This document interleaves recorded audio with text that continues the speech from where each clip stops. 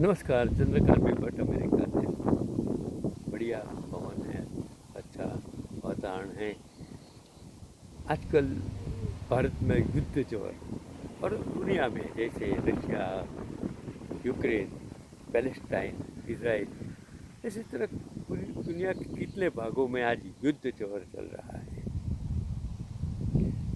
America समझ गया है कि युद्ध से कुछ मिलने वाला नहीं है।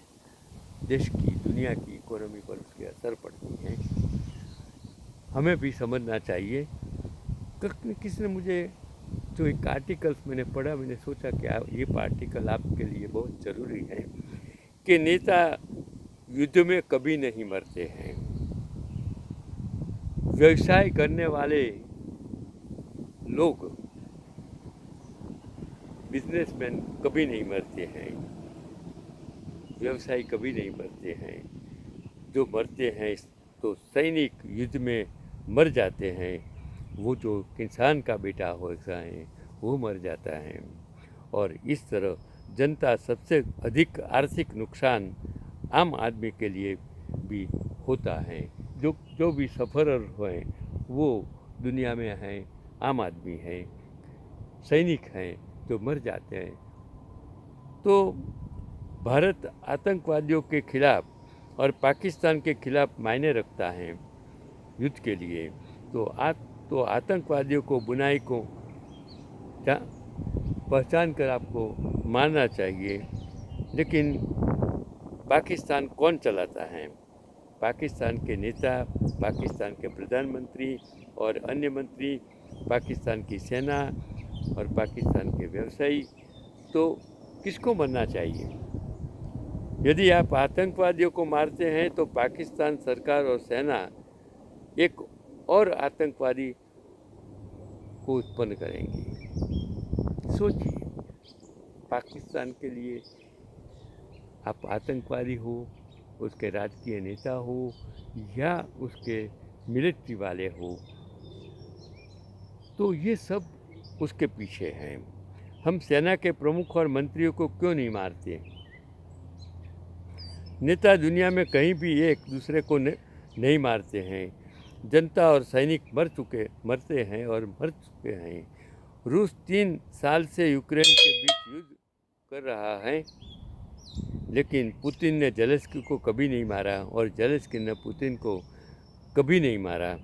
गाजा बार युद्ध में नेतन्याहू अभी भी सुरक्षित है। जो मर चुका है दोनों पक्ष के सैनिक और आम नागरिक। ऐसा दुनिया में क्यों हो रहा है कि जो मरते हैं वो सैनिक मरते हैं, जो मरते हैं वो नागरिक मरते हैं।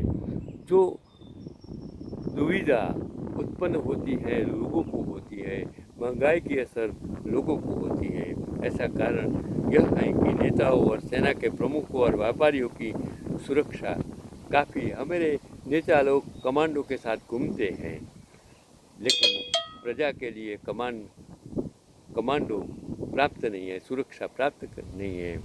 सार्वजनिक सुरक्षा शून्य है। पहलगाम को देखो, लोगों की रक्षा करने वाला कोई नहीं था, एक सेना भी नहीं और न ही एक पुलिस और एक अस्पताल या एक डॉक्टर। यदि कोई नेता चला गया होता तो सेना और पुलिस और कलेक्टर सभी अपने पैरों पर उनके साथ खड़े रहते हैं। डॉक्टर और चलती अस्पताल भी एक पूरी टीम साथ चली जाती है उसके साथ। इसके पहले कि नेता कुछ भी खाए, खाद्य और दवा विभाग की पूरी टीम लगातार अपने भोजन के परीक्षण की कगार पर है। इसका मतलब क्या है कि आप और मैं कर का भुगतान करते हैं, लेकिन आपके या मेरी सुरक्षा के लिए कोई व्यवस्था नहीं है। नेताओं को हमारे द्वारा भरे गए कर से संरक्षित किया जाता है, लेकिन नेता कर का भुगतान नहीं करते हैं। आयकर विभाग ने नेताजी को कर का भुगतान करने के लिए कहने का साहस भी नहीं है। युद्ध के प्रमुखों और व्यवसायियों में नेताओं की कभी भी मृत्यु नहीं हुई है, क्योंकि अगर दुश्मन के देश पर हमला किया जाता है तो इसे बहुत गंभीरता से लिया जाता है। युद्ध बहुत गंभीर और बड़ा युद्ध बन जाता है। कोई हवाई हड़ताल या सर्जिकल हड़ताल नहीं होती है। इसमें पूर्ण युद्ध शुरू किया जाना चाहिए। यह एक परमाणु युद्ध के साथ भी हमला किया जा सकता है, तो उसका मतलब क्या है? यदि कोई दुश्मन देश एक सामान्य नागरिक पर हमला करता है तो देश इसे कम गंभीरता से लेता है, और अगर नेताजी पर हमला किया जाता है तो उसे बहुत गंभीरता से लिया जाता है। जनता का कोई मूल्य नहीं है, कीमत नहीं है। युद्ध शुरू होने के बाद पूंछ की सीमा के साथ भारत के 14 आम नागरिक मारे गए हैं। इसे बहुत गंभीरता से नहीं लिया गया, लेकिन क्या होगा अगर 14 मंत्री मर चुके होते तो? भारत ने परमाणु बम फेंक दिया होता। क्या होगा अगर मुकेश अंबानी और गौतम अंबानी मर गए होंगे तो क्या होता भारत में? वो सोचने की बात नहीं, वो समझने की बात है कि जो यहाँ जनता की हालत कैसी है, किस देश में किसानों का मूल्य शून्य है, सैनिकों का मूल्य क्या है, वो आप जानते हैं। तो वह कहेगा कि वह लड़ने के लिए सैनिक, उसका जवाब होता है कि सैनिक लड़ने के लिए आते हैं। अगर वो सैनिक देश के लिए लड़ने के लिए आते हैं तो लड़ते लड़ते तो वो शहीद भी हो जाएंगे, वो उसका कर्तव्य है। लेकिन नेताओं का एक कर्तव्य नहीं है। पुराने ज़माना में राजा लोग युद्ध भी करते थे, प्रजा की सुरक्षा भी करते थे, वहीवट भी करते थे।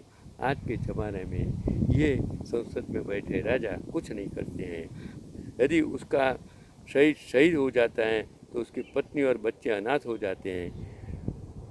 सभी को पेंशन कहाँ से मिलती है?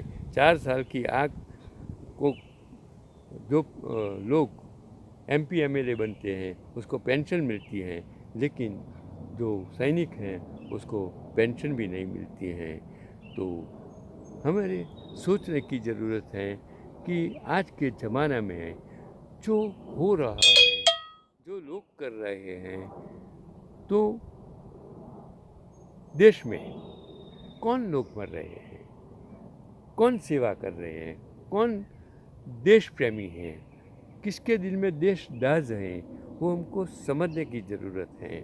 हम सिर्फ बातें हैं, हरियाणा, पंजाब, उत्तर प्रदेश के कितने सारे गांव हैं, राजस्थान कितने सारे गांव हैं जिसमें हर घर में से सैनिक पैदा हुए हैं, हर घर में से कोई न कोई सैनिक शहीद हुए हैं। वो उस ज़माने में आज़ादी के लिए कितने लोगों ने तन से, मन से, धन से सब कुछ देश के लिए कुर्बान कर दिया था। आज आज़ादी के बाद जो 25-30 साल तक जो लोग आए, वो प्रोफेसर से, वो एडवोकेट्स थे, वो डॉक्टर्स थे, वो सामाजिक लोग थे, पढ़े लिखे लोग थे, और बाद में धीरे धीरे आज कम से कम ये 20-25, 15-20 सालों में जो राजकारण में आए हैं वो व्यावसायिक लोग आने लगे हैं। उसको पैसा कमाने का राजकारण एक जरिया मिल गया है, और सत्ता में बैठे लोग सिर्फ वाहवाही के लिए और धार्मिक उन्माद फैलाने के लिए, क्योंकि धर्म ने और राजकारण ने अंधविश्वास इतना फैला दिया है कि आज भारत की लोकशाही में राजकारण और धर्म ने जो पकड़ जमा ली है, इसके लिए आज भारत की लोकशाही खतरे में आ गई है, ऐसा मेरा मानना है। युद्ध में जो मरते हैं वो सामान्य लोग मरते हैं, सैनिक मरते हैं, प्रजा के जो लोग गरीब हैं, बॉर्डर पर रहने वाले मरते हैं। नेता में से कोई नेता मरते नहीं। हाँ, ऐसे नेता हैं, इंदिरा गांधी उसमें शहीद हो गई, राजीव गांधी उसमें शहीद हो गए, ऐसे लाल बहादुर शास्त्री भी इसी तरह चले गए। ऐसे कैसे नेता भी हैं। खुद महात्मा गांधी वो कैसे शहीद हो गए, किसने शहीद कर दिया, क्यों मारा? वो अपने ही लोग थे, क्यों मारा? उसने कुछ गलत तो नहीं किया था।